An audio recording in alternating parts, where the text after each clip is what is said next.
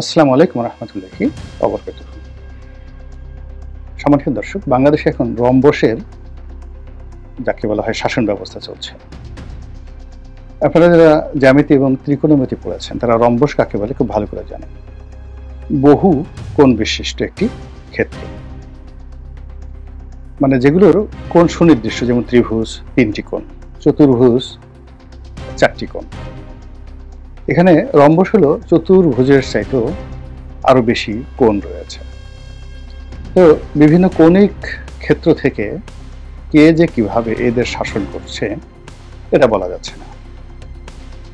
স্পষ্টতই এখানে প্রশাসনে জামাতের প্রভাব আছে, সিভিল অ্যাডমিনিস্ট্রেশনে, নিম্ন আদালতে এবং অনেকগুলো জেলার রাজনীতিতে, ব্যবসা বাণিজ্যের সব ক্ষেত্রে।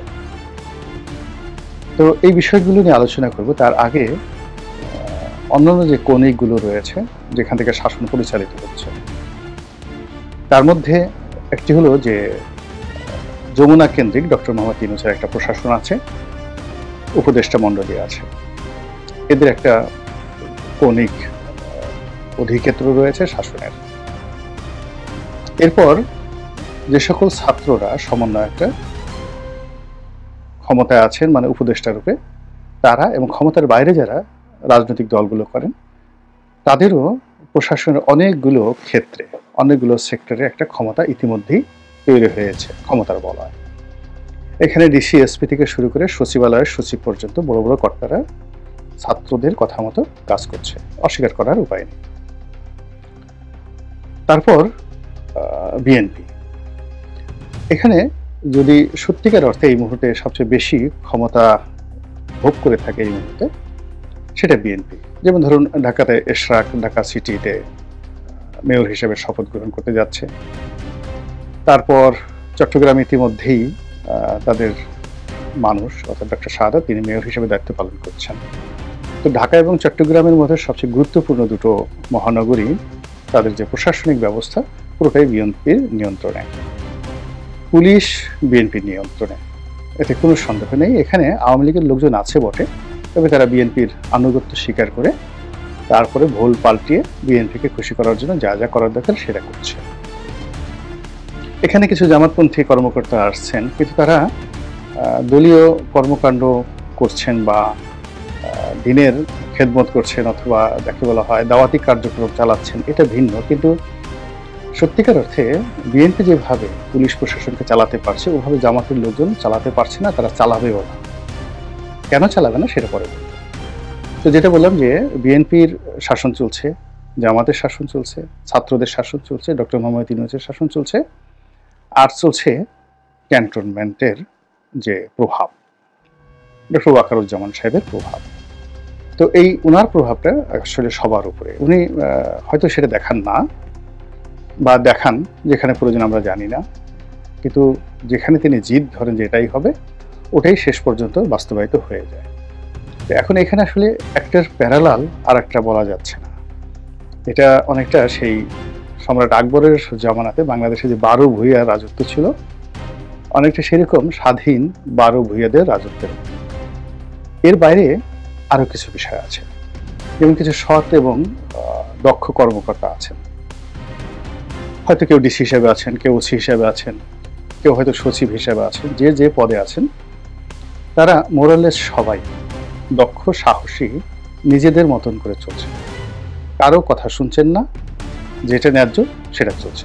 অন্যদিকে হাইকোর্টটার যে কিভাবে চলছে, সুপ্রিম কোর্টটা যে কিভাবে চলছে, যারা ওখানে মামলা করছেন, যারা উকিল রয়েছেন, যারা বিচারক রয়েছেন, তারাই ভালো বলতে পারবেন। অত্যন্ত সেন্সিটিভ এই বিষয়টি, যার জন্য ওটা নিয়ে আমি আসলে বিস্তারিত কিছু বলতে চাই। তো এখন যেটি আমরা দেখতে পাচ্ছি এই গত 7 মাসে, সেটা হলো মানুষের যেটা নেকাব খুলে গিয়েছে।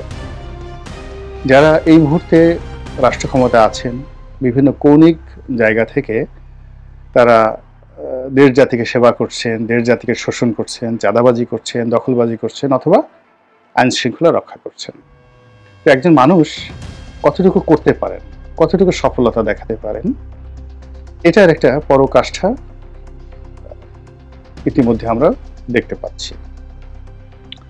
2 নম্বর হলো যে আগামীতে যদি ডক্টর মোহাম্মদ ইউনূস আরও 5 বছর ক্ষমতায় থাকেন, তাহলে এই দেশটা কিভাবে চলবে তাও আমরা বুঝতে পারছি। যদি জামাতের নেতৃত্বে এনসিপি থেকে শুরু করে অন্যান্য ছোট ছোট রাজনৈতিক দলগুলো তারা একটা কনফেডারেশন করে এটি শাসন ব্যবস্থা চালায়, যেটি জামাতের যে স্লোগান আল্লাহর আইন সৎ লোকের শাসন, সেটি কেমন হবে তারও কিছু নমুনা আমরা দেখতে পাচ্ছি। বিএনপি যদি একক সংখ্যাগরিষ্ঠতা পেয়ে ক্ষমতায় আসে, সেক্ষেত্রে কি হবে দেশের অবস্থা তাও বোঝার জন্য আমাদের আর দেরি করতে হবে না, আমরা অলরেডি বুঝে গেছি। আর আল্লাহ না করুক যদি শেখ হাসিনা আওয়ামী লীগ কোনো কারণে ফিরে আসে, তাহলে যে কি কিয়ামতের দৌড় শুরু হবে সেটা মোরাললেস সবার মধ্যে আমরা এই প্যানিকটা দেখতে পাচ্ছি, এভরিবডি, যেটা আজ থেকে 3 মাস আগে কল্পনাই করা যেত না। কিন্তু এখন এরকম একটা বাস্তবতা হয়ে গেছে যে মানুষ ভয় পাচ্ছে যে কোনো সময় শেখ হাসিনা ঢুকে যেতে পারে, আওয়ামী লীগ ফিরে আসতে পারে। এটাকে এখন আর ঠাট্টা মস্করার বিষয় বা আওয়ামী লীগ শেষ হয়ে গেছে, শেখ হাসিনা শেখ পরিবার শেষ হয়ে গেছে, এটা এখন এই পর্যায়ে নেই। তো এই যে একটা কৌণিক দূরত্ব, এই কৌণিক দূরত্বের মধ্যে সত্যিকার অর্থেই যেটা জামাতের স্লোগান, সেই স্লোগানটা আসলে যদি সবাই গ্রহণ করে এবং সবাই বাস্তবায়ন করে, অর্থাৎ আল্লাহর আইন, ন্যাচারাল জাস্টিস এবং সৎ লোকের শাসন, অর্থাৎ শাসন ক্ষমতায় ভালো লোককে, সেটা রাজনৈতিকভাবে যদি মন্ত্রী হন, এমপি হন, তাদেরকে মনোনয়ন দেওয়া, অথবা এখন যাদেরকে বিভিন্ন পদ পদবিতে পদায়ন করা হচ্ছে সেখানে যদি সেই ভালো লোকদের নিয়োগ করা হয়, একমাত্র এই যে এখন যে 12 ভূঁইয়াদের শাসন চলছে, হযবরল চলছে, এটি দূর করা সম্ভব। কিন্তু এখানে এখন যদি জামাতকে ছেড়ে দেওয়া হয়, বিএনপিকে ছেড়ে দেওয়া হয়, আওয়ামী লীগকে ছেড়ে দেওয়া হয়, তারপরে আরও আগামী দিনে যেটা হবে যে আরও ছোট ছোট যে রাজনৈতিক দলগুলো তারাও নিজেদের প্রভাব এবং প্রতিপত্তি দেখানোর চেষ্টা করবে, এটি একটা ভয়ঙ্কর খেলা যাকে বলা হয় শুরু হবে, এবং যেটা আমাদেরকে যে আইএমএ জাহিলিয়াতের কোন পর্যায়ে নিয়ে যাবে সেটা বলাই বাহুল্য। এখানে একটা বিষয় হলো, আমি জামাতের যে রাজনীতি, সেই রাজনীতি নিয়ে অনেক সময় আমার একটা মিশ্র প্রতিক্রিয়া থাকে। প্রথমত হলো যে তারা যে রাষ্ট্র ব্যবস্থা কায়েম করবে আল্লাহর আইনের ভিত্তিতে, শরিয়া আইন প্রতিষ্ঠা করবে, এবং তারা যে ওহাবিবাদ এবং মওদুদিবাদ যেটা প্রতিষ্ঠা করতে চায়, এই জায়গাগুলোতে আমি সেই 2009 থেকে আজ পর্যন্ত টিল টুডে আমি বিরোধিতা করে আসছি। জামাতের যাদের সঙ্গে আমার সম্পর্ক, একান্তে আলাপ আলোচনায় আমি সবসময় এই বিষয়গুলোকে বলেছি যেখানে আপনাদেরকে লিবারেল হতে হবে। আপনারা যদি আইডিয়াল হিসেবে ধরেন যে ভারতবর্ষে খুব সফল শাসকদের মধ্যে যারা এদেশে ইসলাম প্রতিষ্ঠায় খুবই গুরুত্বপূর্ণ ভূমিকা পালন করেছে, বাংলায় ধরুন শায়েস্তা খান, তারপর আলাউদ্দিন হোসেন শাহ, একই সঙ্গে এখানে হিন্দুরা ভালো ছিল, মুসলমানরা ভালো ছিল, এবং কার্যত শরিয়া আইন ছিল। তারপর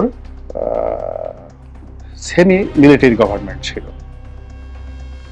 গিয়াসউদ্দিন আজম শাহ, ফখরুদ্দিন মুবারক শাহ, ওনারা সবাই এখানে খুব ভালো একটা শাসন ব্যবস্থা দিয়েছিলেন মুসলমানদের মধ্যে।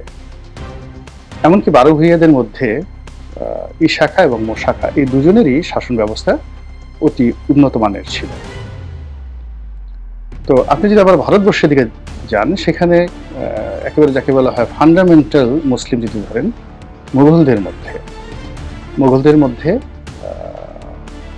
সম্রাট আওরঙ্গজেব, তার জমানাটাকে আপনি যদি মডেল হিসেবে ধরেন, তাহলে সেখানে দেখবেন যে ধর্মনিরপেক্ষতা, হিন্দু মুসলমানরা যে মডিউলে অলমোস্ট 51 বছর ভারত চলেছে।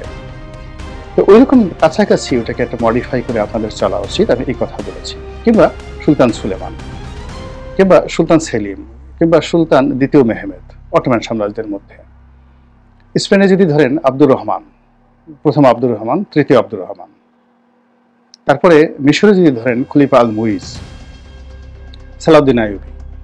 বাগদাদে যদি ধরেন খলিফা আল মনসুর, তারপরে খলিফা হাদি, তারপর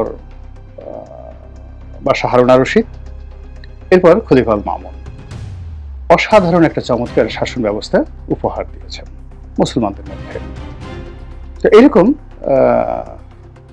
জাস্ট একেবারে খুলাফায়ে রাশিদিন কিংবা মদিনার সনদ, এগুলো অনেক যেই জিনিসগুলো অতি পুরনো এবং যার কোনো ডকুমেন্ট নেই, কিন্তু যে শাসন ব্যবস্থার ডকুমেন্ট রয়েছে ওইটার সাথে সামঞ্জস্য রেখে যদি একটা শাসন ব্যবস্থা পরিচালনা করা যায় তাহলে হয়তো আল্লাহর আইন সৎলোকের শাসক একটা ভালো সুফল পাবে, এই কথাগুলো আমি বলি। তো এটা নিয়ে তাদের সঙ্গে আমার অনেক বিরোধ হয়।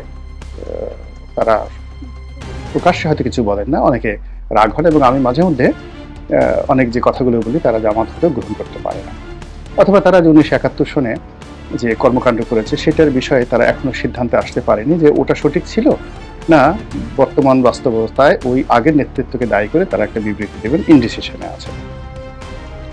কিন্তু জামাতের যে বিষয়গুলো আমি প্রশংসা করি সব জায়গাতে, যখন আওয়ামী লীগের এমপি ছিলাম তখনই লিখেছি, বলেছি, সেটি হলো রাজনৈতিক দলগুলোর মধ্যে যদি সত্যিকার অর্থে ভালো মানুষ কম্পারেটিভলি জামাতের 50 জন নেন বা 100 জন নেন আর অন্য দলগুলোর 100 জন নেন, তাদের এডুকেশন, তাদের ফ্যামিলি ব্যাকগ্রাউন্ড, তারপরে তাদের চেহারা সুরত, এরপর তাদের কথাবার্তা, বিনয়, ভদ্রতা এবং সততা, ব্যক্তিগত সততা, এটা অন্য রাজনৈতিক দলগুলোর সঙ্গে তুলনা করা যাবে না, তারা এখানে একেবারে নাম্বার 1। 2 নম্বর হলো তাদের যে সাংগঠনিক ক্ষমতা, চেইন অফ কমান্ড, এটা শুধু বাংলাদেশ নয়, বাংলাদেশ, ভারত, পাকিস্তানে এই 3টি রাষ্ট্রে, শ্রীলঙ্কা, মানে একমাত্র চীনা কমিউনিস্ট পার্টি ছাড়া, চীনা কমিউনিস্ট পার্টি ছাড়া এশিয়াতে অন্য কোনো দেশে এইরকম সংঘবদ্ধ বিধিবদ্ধ কোনো রাজনৈতিক দল নেই। তো সেই রাজনৈতিক দলটিও এখন এই মুহূর্তে ক্ষমতার একটি পার্ট। এখন বোঝার চেষ্টা করুন যে এই যে তারা আজকে ক্ষমতার একটা পার্টে পৌঁছে গেছে, এটা কিন্তু তাদের শুরু হয়েছিল 1942 সনে, 1942-তে। আবুল আলা মওদুদি যখন এই দলটি গঠন করেছিলেন, তিনি কিন্তু তখন ভারতের যে স্বাধীন হবে, ভারত স্বাধীন হবে, ওটা তার মাথার মধ্যে ছিল না। তিনি পাকিস্তান শাসন হবে বা আলাদা হবে, বাংলাদেশ আলাদা হবে, এটা ওনার চিন্তার মধ্যে ছিল না। উনি মূলত একজন সাংবাদিক ছিলেন, ব্রড মাইন্ডেড মানুষ ছিলেন, আধুনিক শিক্ষায় শিক্ষিত একজন মানুষ ছিলেন। তো তিনি সাধারণত স্যার সৈয়দ আহমদ, তারপর নবাব আলী, স্যার যাকে বলে সৈয়দ আহমেদ ব্রেভলি, মানে ওনারা যে আন্দোলনটা করেছিলেন সেই আন্দোলনটাকে এই 1942 সনে তিনি দলীয় পর্যায়ে রাজনৈতিক প্ল্যাটফর্মে করার চেষ্টা করেছেন। অর্থাৎ মুসলমানরা ক্ষমতা হারালো ধরেন 1757, 1757 থেকে 1857 পর্যন্ত 100 বছর তারা জিহাদ করেছে, বিপ্লব করেছে, বিদ্রোহ করেছে এবং নিজেদের তছনছ শিক্ষা দীক্ষা, পরিবার, ব্যবসা বাণিজ্য সেই 100 বছরে তছনছ করে দিয়েছে। এরপরে সেই 100 বছরের চূড়ান্ত যে বিস্ফোরণ সেটা ঘটল 1857 সালে। তো সেই সিপাহী বিপ্লবে তারা পরাজিত হওয়ার পরে মুসলিম যারা স্কলার তারা চিন্তা করলেন যে না, ইংরেজদের সঙ্গে সামঞ্জস্য রেখে এখন আমাদেরকে আবার রিভাইভ করার জন্য যোগ্যতা অর্জন করতে হবে। এর পরবর্তীতে যখন ঈশ্বরচন্দ্র বিদ্যাসাগর, রাজা রামমোহন রায় যেভাবে হিন্দু কমিউনিটিকে, বঙ্কিমচন্দ্র বড় করার জন্য তারা প্রাণান্ত চেষ্টা করলেন, ইনক্লুডিং রবীন্দ্রনাথ ঠাকুর, সেখানে মুসলিম জাগরণের জন্য কলকাতা কেন্দ্রিক রাজনৈতিক প্রেশার গ্রুপ, জমিদার, ধনতন্ত্র, ব্যবসায়ী থেকে শুরু করে বহু আমাদের ঢাকার নবাবরা এখানে অত্যন্ত গুরুত্বপূর্ণ ভূমিকা পালন করেছেন। হাজী মোহাম্মদ মহসিন ট্রাস্ট খুবই গুরুত্বপূর্ণ ভূমিকা পালন করেছেন। ধর্মীয় নেতারা খুবই গুরুত্বপূর্ণ পালন করেছেন। দেওবন্দের যারা প্রতিষ্ঠাতা অসাধারণ ভূমিকা পালন করেছেন। তো এইগুলো করার ফলে কি হলো, মুসলমানরা ওই যে জিহাদ করতে হবে, খ্রিস্টানদেরকে সঙ্গে কোনো কিছু করা যাবে না, এর পরিবর্তে পরিবর্তিত পরিস্থিতি মেনে নিয়ে তারা আগে নিজেদেরকে সার্ভাইভ করেছে, এরপর আধুনিক শিক্ষায় শিক্ষিত হয়েছে, এরপর আস্তে আস্তে সরকারি চাকরি বাকরিতে দেওয়া শুরু করেছে। এই যে মুসলিম জাগরণটা হলো, এই মুসলিম জাগরণটাকে আপহোল্ড করে মাওলানা আবুল আলা মওদুদি যেটা চেয়েছিলেন সেটা হলো যে প্রশাসনে যেন সৎ লোক ঢুকতে পারে এবং তাদের মধ্যে যেন একটা পলিটিক্যাল লিডারশিপ থাকে, পলিটিক্যাল কনসিয়াসনেস থাকে। এবং দেখেন যে জিয়াউর রহমান সাহেব যেটা করেছিলেন পরবর্তীতে, তিনি যে একটা স্কুল করেছিলেন, পলিটিক্যাল স্কুল করেছিলেন এবং সেটা একজন প্রিন্সিপালও তিনি নিয়োগ দিয়েছিলেন। তো এটা মূলত এই মওদুদি সাহেব এই থিওরি থেকে তিনি সৎ লোকের শাসন হবে। এখন সৎ লোকের যে শাসন হবে, তাদের মধ্যে তো একটা পলিটিক্যাল কালচার ঢুকাতে হবে, ইসলামী আইডিওলজি ঢুকাতে হবে, থিওলজি ঢুকাতে হবে। এই জিনিসগুলো করার জন্য মূলত তার যে প্রিলিমিনারি যে ভিউ ছিল সেটা হলো দক্ষ অভিজ্ঞ নেতা কর্মী সমর্থক শিক্ষিত সম্প্রদায় তৈরি করা, যারা যার যার অবস্থান থেকে স্থানীয় সরকারে যাবে, মন্ত্রী হবে, এমপি হবে, চেয়ারম্যান হবে, মেম্বার হবে, ওই জমানাতে যা ছিল। তারা কেরানি হবে, পিয়ন হবে, সরকারি চাকরিতে সিএসপি হবে, আইপিএস হবে, আইসিএস হবে। তো এই একটা লক্ষ্য এবং উদ্দেশ্য নিয়ে উনি কিন্তু এগোচ্ছিলেন। কিন্তু দ্বিতীয় বিশ্বযুদ্ধে ইংল্যান্ড রীতিমতো দেউলিয়া হয়ে যায় এবং ওনার সঙ্গে ব্রিটিশ গভর্নমেন্টের যে সম্পর্কটা ছিল পজিটিভ অর্থে, তিনি অন্যান্য মুসলমান নেতাদের মতোই তিনি এই সম্পর্কটা রেখেছিলেন। মোহাম্মদ আলী জিন্নারও সম্পর্ক ছিল, নেহরুর সম্পর্ক ছিল, মহাত্মা গান্ধীর সম্পর্ক ছিল, মানে বলতে গেলে সবাই কিন্তু ওই সময়টাতে ব্রিটিশ তাবেদার ছিল, এতে কোনো সন্দেহ নেই। যত কথা আমরা বলি অল আর ফেক, সবাই ব্রিটিশ দেশ তোষণ করে করে তারা নিজেদের কমিউনিটিকে তারা শক্তিশালী করছিল। মূলত সেই প্রথম মহাযুদ্ধের পরে যখন গ্রেট ফ্রাস্ট্রেশন আসলো, তখন থেকে ভারতীয় নেতারা দেখলো যে আমরা এত আন্দোলন করলাম, চারু মজুমদার ফেল হলো, ওটা ফেল হলো, ক্ষুদিরাম ফেল হলো, লবণ বিদ্রোহ ফেল হলো, মহাত্মা গান্ধীর অহিংস আন্দোলন ফেল হলো, তখন তারা ইংরেজ সরকারের সাথে তারা কি করলো, সহযোগিতা করা শুরু করলো এবং এইভাবে সিদ্ধান্ত নিল মুসলিম লীগ এবং কংগ্রেস দুটো দলই। এবং সেই মধ্যে থেকে তারা স্বায়ত্তশাসন, ধীরে ধীরে স্বাধীনতা ধীরে ধীরে যাবে, কিন্তু তারা বুঝলো যে আমাদের আসলে সংগঠন দরকার, আমরা শেষ হয়ে গেছি। আবুল কালাম আজাদের ইন্ডিয়া উইন্স ফ্রিডমে দেখবেন এই জিনিসগুলো ইন ডিটেলস লেখা আছে, কিংবা মহাত্মা গান্ধীর আত্মজীবনীতে আপনি পড়ে দেখবেন যে, কিংবা ডিসকভার ইন্ডিয়াতে যেটা লিখেছেন আপনার নেহরু নিজে। তো এই বইগুলোতে একেবারে খোলামেলা সব কথাগুলো খোলামেলা বলা আছে 1910 থেকে একেবারে সেই স্বাধীনতার পর্যন্ত। তো ওখানে যে জিনিস স্পষ্ট সেটা হলো 45 সালের পরে তারা তড়ি ঘড়ি করে পাকিস্তান এবং যাকে বলা হয় ভারত দুটো রাষ্ট্রে বিভক্ত করার যে সিদ্ধান্ত নিল, এবং তারা এটা সিদ্ধান্ত নিল মূলত হিন্দু এবং মুসলমানদের দ্বন্দ্ব সংঘাতের কারণে। এটা ভিন্ন একটা বড় প্রসঙ্গ। ঠিক ওই সময়টাতে মুসলিম লীগ, উনি তো মুসলিম লীগের সঙ্গে জড়িত ছিলেন না, ওনার কোনো রাজনৈতিক ওরকম অভিলাষ ছিল না, উনি আসলে একটা ম্যান পাওয়ার তৈরি করতে চাচ্ছিলেন। তো সেই ম্যান পাওয়ার তৈরি করতে গিয়ে তিনি প্রথমে ভারতে থেকে গেলেন, কিন্তু সাম্প্রদায়িক দাঙ্গা পরিবেশ পরিস্থিতি এমন তৈরি হয়ে গেল তিনি থাকতে পারলেন না, তিনি পাকিস্তানে চলে আসলেন। এবং পাকিস্তানে আসার পরে পাকিস্তানের যে পরিবর্তিত পরিস্থিতি, সেখানে আসলে তাকে তখন ওই যে তার যে সৎলোকের শাসন, আল্লাহর আইন প্রতিষ্ঠা, ওটার ম্যান পাওয়ার তৈরি করার পরিবর্তে প্রচলিত রাজনীতিতে তাকে জড়াতে হলো। এবং তারই ধারাবাহিকতায় বাংলাদেশেও তাদের শাখা হলো পাকিস্তান জামাত ইসলামী পাকিস্তান, জামাত ইসলামী বাংলাদেশ, এবং এখনও ওইভাবেই রয়ে গেছে।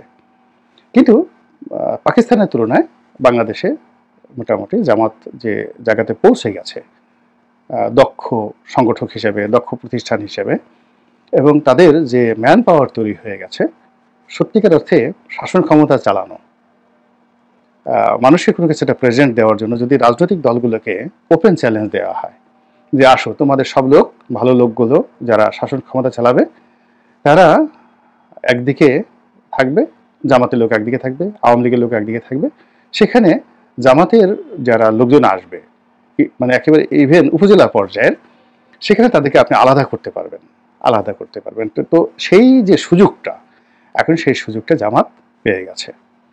তো পেয়ে যাওয়ার পরে ফলে কি হচ্ছে, পুরো এই যে রম্বসের যে কৌণিক রাজনীতি বিভিন্ন অ্যাঙ্গেল থেকে হচ্ছে, এবং এই রাজনীতিতে জামাত যেভাবে সুবিধা করতে পারছে, যেভাবে খেলতে পারছে, যেভাবে লিড করতে পারছে, সেভাবে অন্য সবাই পারছে না।